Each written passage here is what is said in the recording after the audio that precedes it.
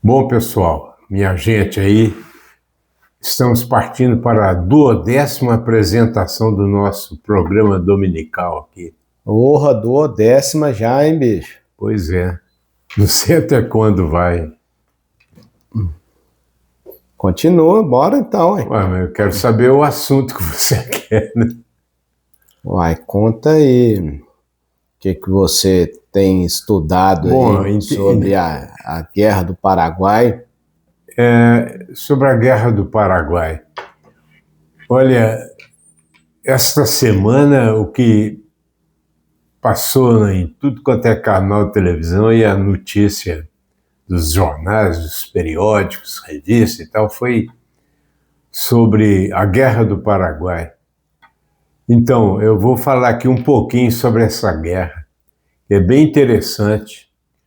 O Solano Lopes era o presidente do Paraguai, depois ele tornou-se ditador. Quando que ela ocorreu? A guerra durou de 1866, mas foi pior mesmo de 1868 a 1870. Então, ele era o presidente do Paraguai e era um país até próspero, ele estava até se industrializando. Despertou até um certo ciúme na Inglaterra, que também estava em plena fase de industrialização. A Inglaterra até teria financiado parte dessa guerra e também por debaixo dos panos. E ela se beneficiou com ela porque destruiu o parque industrial, que era incipiente lá no Paraguai, e ela vendeu muito mais produtos da própria Inglaterra nesse período. Então, mas o Solano Lopes ele queria uma abertura para o mar, porque então ele se valia de rios ali da província Cisplatina, ali daquelas províncias lá, daqueles países, Paraguai, Uruguai, Argentina e Brasil, ela se valia dos rios para atingir o mar, mas ele queria uma abertura mesmo, diretaço no mar.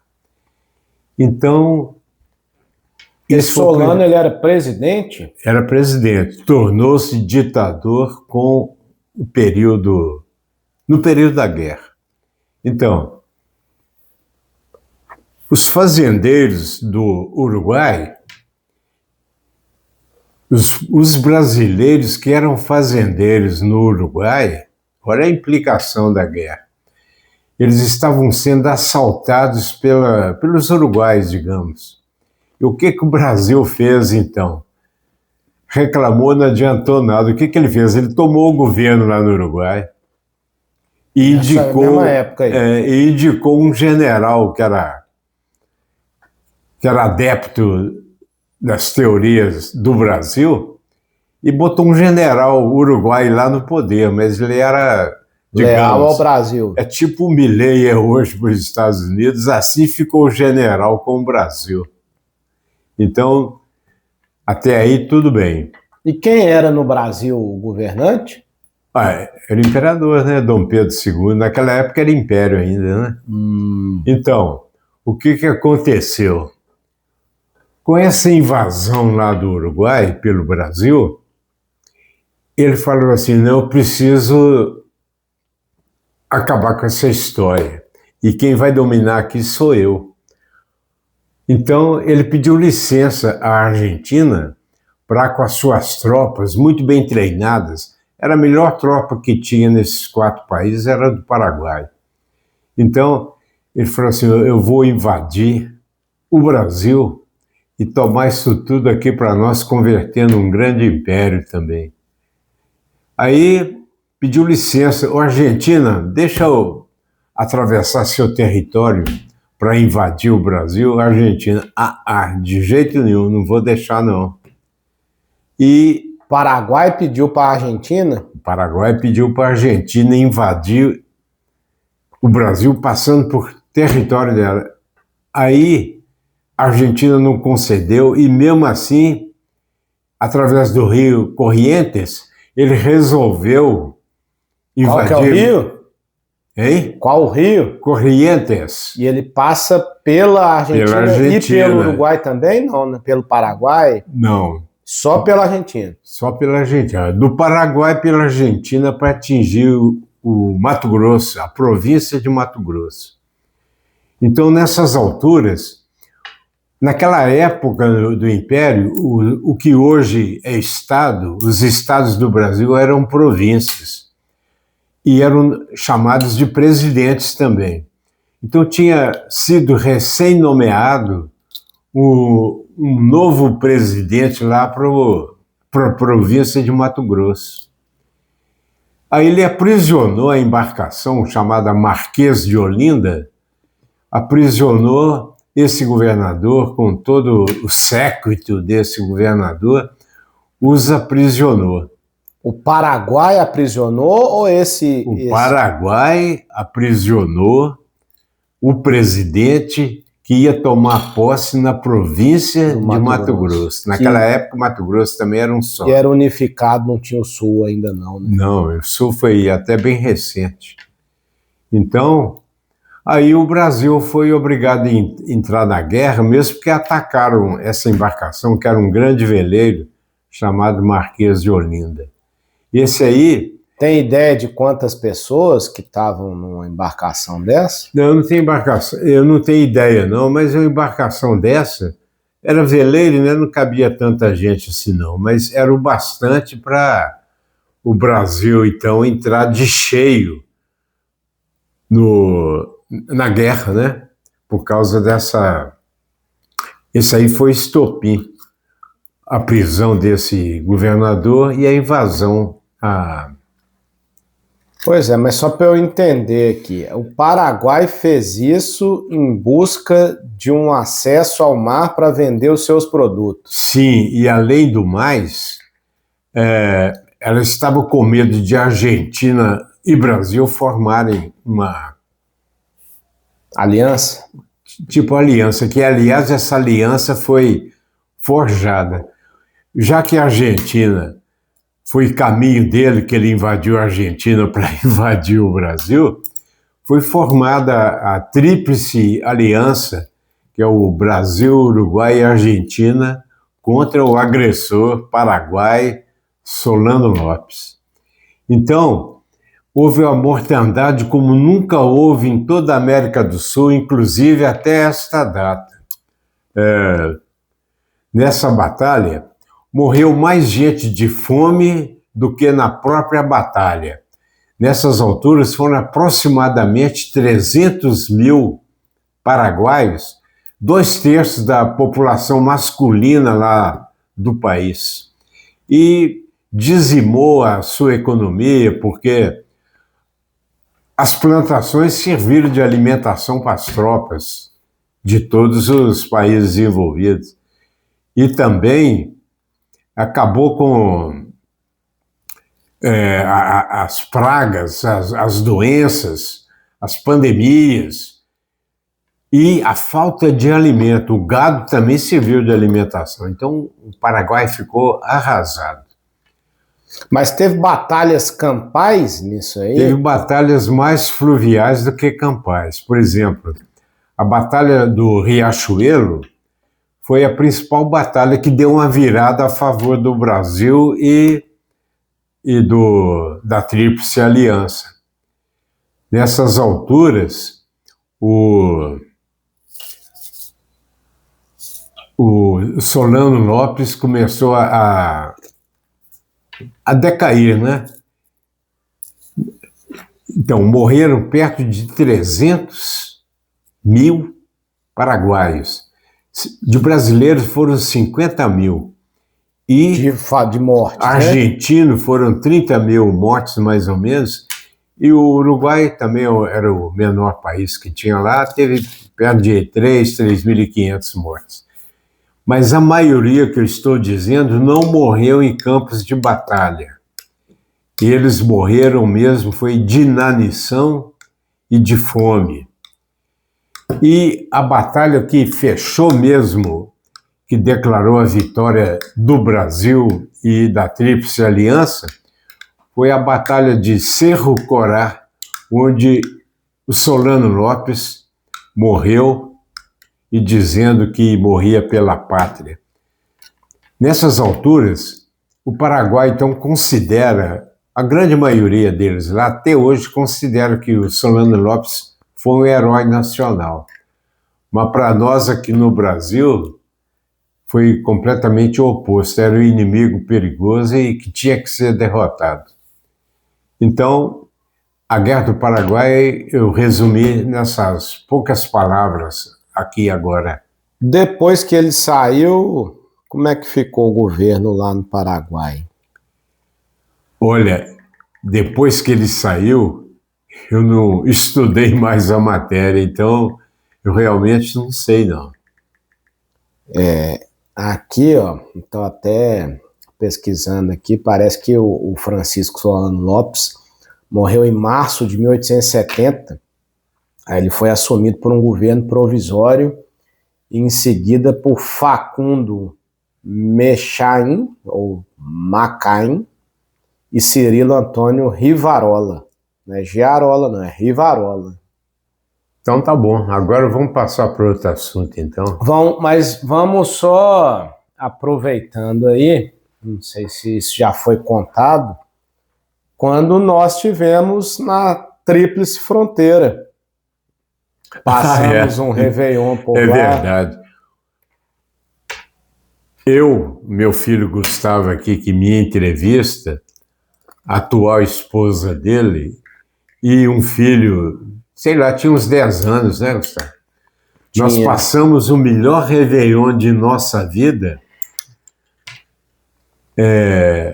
na confluência todos esses países. Exceto o Uruguai, né? Exceto o Uruguai. Uruguai, Argentina e Brasil. Numa embarcação gigantesca, onde houve música ao vivo, embarcação enorme, tinha lá tipo umas 200 pessoas, mais ou menos. Foi-nos servido uma ceia de gala, tipo dessas típicas do Réveillon. E lá dentro tinha uma piscina, e o meu neto acabou caindo de roupa e tudo dentro dessa piscina. Ainda na chegada, né? É verdade. Então nós temos, é muito bacana lá, compensa fazer esse passeio. De um ponto lá de dentro do rio, onde nós ficamos, na passagem do ano, a gente viu pipocar fogos nos 3 países. É interessante. A gente estava no Rio, né? Nos 3 países, flutuando no Réveillon, 2019 para 2020. Eu nem me lembrava mais de quando foi. Em seguida veio a pandemia. Em seguida? Pois é. Mas mudando de assunto aí, saindo de Paraguai, de guerra, mas de outros países aí, tem o goleiro que fez sucesso na Copa do Mundo aí. É verdade. Tem o Vozinho, que ficou conhecido no mundo inteiro. Você sabia que o Vozinho não era profissional de futebol na época, não. Ele era mais eletricista. Ele passou por diversos times antes, que foi Angola, Moldávia, Chipre, Eslováquia e Portugal. Mas ultimamente ele estava desempregado e trabalhava como eletricista. Mas todo mundo sabe a proeza que ele fez. E o Vozinho, por que ele é chamado Vozinho? É porque os pais eram muito pobres e ele foi criado pelos avós. Ele era tão ruim no futebol que acabou, você vai jogando de goleiro aí. E quando ele perdia ou era machucado, saía meio estrupiado do campo, ele ia correndo chorar para a vozinha dele lá. Daí o apelido, vai contar para a vozinha. Aí ficou esse apelido de Vozinho. Ah, chique. Então, atualmente ele tem 40 anos.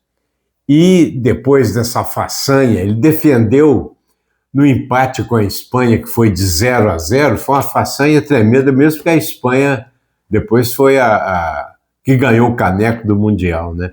Foi um empate de 0-0, ele fez 7 defesas sensacionais. Ontem eu revi essas 7 defesas que ele fez. E agora, depois dessa fama, ele tinha 50 mil seguidores. Sabe quantos seguidores ele tem atualmente? 12 milhões de seguidores. Ele passou de 50 mil para 12 milhões, como se fosse um abrete sésamo, como se fosse um abracadabra. E bem merecido. E para onde que ele foi agora, que foi contratado? Ele teria sido contratado pelo Colo-Colo. No entanto, só foi apregoado isso, ele não tinha assinado ainda todos os papéis, e nem para o Chile ele viajou na época. O que aconteceu é que foi só um mero anúncio por enquanto. Agora, teve um outro time que quer contratá-lo, que é um time lá de Marrocos, chamado Renaissance Sportive, lá da cidade de Bercana, cidade de Bercana. Mas esse contrato lá do Chile era extremamente interessante para ele mesmo, porque ele estava desempregado. Era 254 mil reais, aproximadamente, na moeda deles lá, 254 mil por um período de 18 meses. Ele ia sair mesmo da mão de calango, né, para no mínimo uma classe média alta, mas muito elevada mesmo. E se ele empregasse bem o capital, ele poderia ficar rico. E provavelmente esse time de Marrocos aí vai ser financiado por alguém muito poderoso, né, lá de Marrocos. Mas até agora não se sabe com qual time ele vai continuar a carreira dele, embora ele tenha 40 anos. Já está na hora quase de aposentar, né? Com certeza. Bom, o Cristiano Ronaldo está perto de lá e o Messi já atingiu, né? Já. Então, pode-se esperar algum tempo mais, mesmo porque ele não tem cara de velho, não. Ele tem cara mesmo de 40 anos. E é vigoroso, não é gordo nem nada. E provou a sua proeza, né, a sua expertise nesse jogo contra a Espanha. Beleza. Ele é de Cabo Verde, eu esqueci de falar. Onde se fala português também. Beleza, para finalizar aqui, ó, nós temos aqui que o Congresso adia o fim do recesso e só volta aos trabalhos no dia 10 de agosto. Você viu isso? Eu vi e achei impressionante. Eles vão sempre criando facilidades, né, para si próprios. Eu acho um absurdo, mesmo que eles abrindo ou fechando, estando em recesso, as intrigas permanecem as mesmas. Só são reavivadas quando o Congresso reabre. É verdade. E agora no dia 5, né, eles têm que escolher, e todos os partidos têm que escolher os seus próprios candidatos.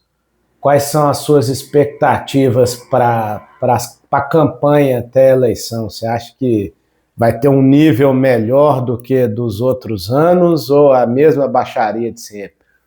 Vai ser a mesma baixaria, a julgar pelo que tem sido as convenções partidárias, né? E eles gostam sempre de avançar em relação às leis eleitorais, cometendo tudo quanto é tipo de irregularidade, até mesmo para testar o TSE.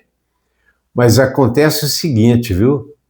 Você sabe que o TSE tem 3 membros do STF.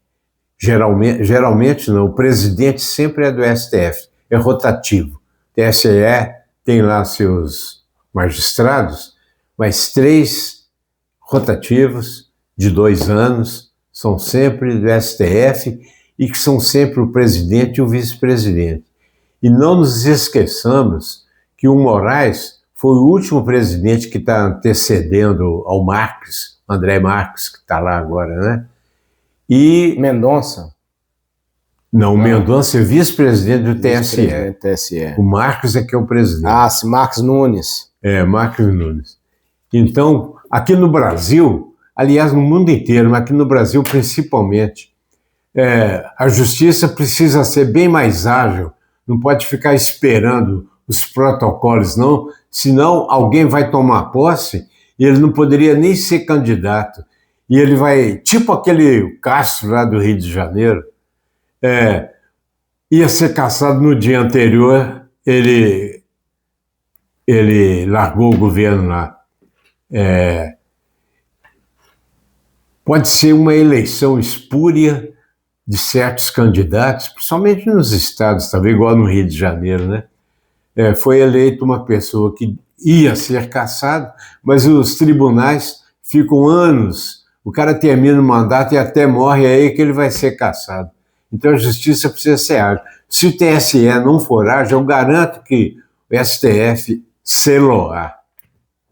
Beleza. Até mais então, pessoal. Até o próximo domingo.